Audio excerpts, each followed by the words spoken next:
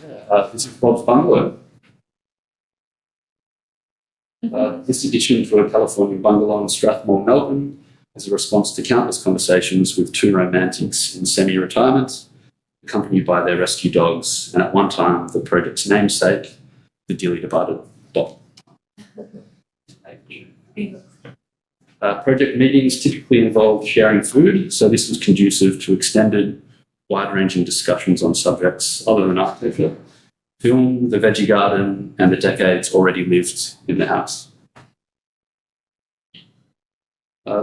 These long lunches and the idiosyncrasies of both individuals have now, somehow through osmosis, manifested into a building that evokes their personalities. A simple diagram for the new building envelope affords a loose, playful approach to space within, a backdrop to an authentic client lifestyle, and decades of collected treasures. So the site, it's located on the land of the Wurundjeri people in Strathmore, north of Melbourne. It's a quiet, leafy suburb, and the 600 square metre site is typical of the area. The street is lined with a mix of 20th century period homes with generous front setbacks. So this is the bungalow frontage, which is mostly obscured by garden. The original bungalow was built around 1930, and the clients have lived there since 1980. This is the old lean-to at the north end of the bungalow that was removed, and the kitchen that was used by the clients for 41 years. Wow. In this space. That's a great The living room to the north, and then just an example of their eclectic decor. So, the demolition plan. A non-negotiable with the builder client was the retention of this internal wall, which helped prop up this ridge here, that purlin and a rafter. And then, of course, we kept the corners and just the core sort of part of the bungalow. And then I'll just jump straight to the proposed. So the new addition is a simple rectangular envelope facing north, minimised to an area of only 66 square metres, so a 42 square metre increase in area from the previous house. Economising the building envelope was a key agenda in terms of minimising embodied energy, managing cost, and the retention of an established edible garden. So the must-keep wall became a division between the two bathrooms, and it was where the services were already close by. The old kitchen bay window that you saw in that photo was beyond repair, so a new contemporary bay window was introduced to accommodate a vanity unit and a seat within the ensuite. And a previously undersized second bedroom was extended into a wide hallway, and then various zones within the living area were defined by changes in material level and volume. And the roof plan, so there's just a little flat section here that sleeves under the bungalow eave, and then this is just a simple skilling roof. In the section, a nook for records and magazines here is delineated from a sunken lounge via changes in level, a curved skylight, and a plant box. There's also a really nice relationship between this lounge seat and the outdoor seats. And then at the apex of the roof is a louvered shading device, which I'll explain in a bit more detail. So the north facade is a composite structure characterised by a gantry-like frame and mesh louvers. The louvers are manually dialed to invite or limit heat gain. This dynamic eave offers an additional band of solar access and heat gain in winter, the orange band. The louvers work in concert with a tiled slab and reverse brick veneer walls, efficiently storing heat from the winter sun and giving the building envelope the inertia required to mitigate temperature fluctuations. The louvers can be positioned horizontally also to extend eave depth, blocking direct sun at the base of the glazing that can occur on a warm day close to equinox. This is the structural frame before the louver chassis was installed. So the very end of these laminated beams tie into the steel louver structure. So the cantilevered members are doing more than just supporting the eave roof. They also partially support the eave, the facade shading system.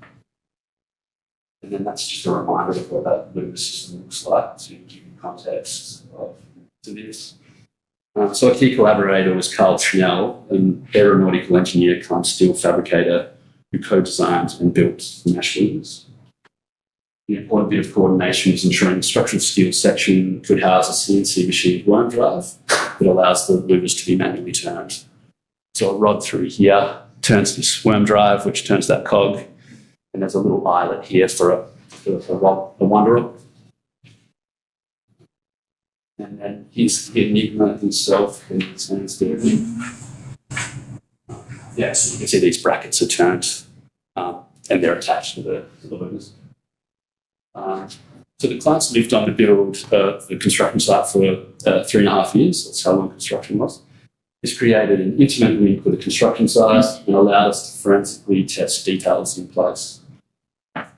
Sometimes this involved testing one another, but ultimately we ended up all smiling.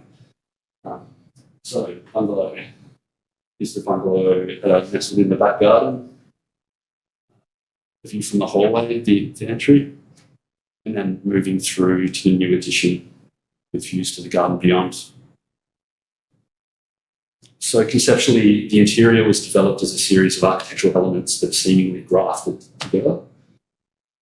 A concrete step becomes a fireplace hearth or the base of a timber shelf, or it slides under a pantry to become a kitchen kicker. Then that pantry folds into a doorway enclave. A planter box becomes a TV cabinet, or a terrazzo bench coast past the cupboard to become playfully propped by a stainless steel leg.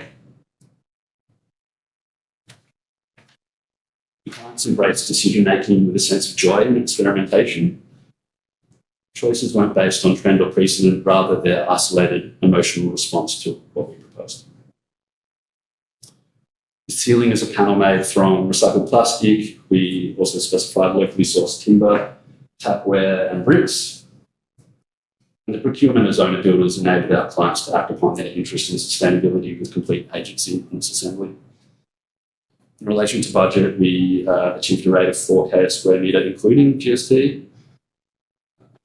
And the owners love to build, so Bob's Bungalow will continue to transform and evolve. There'll always be something to do.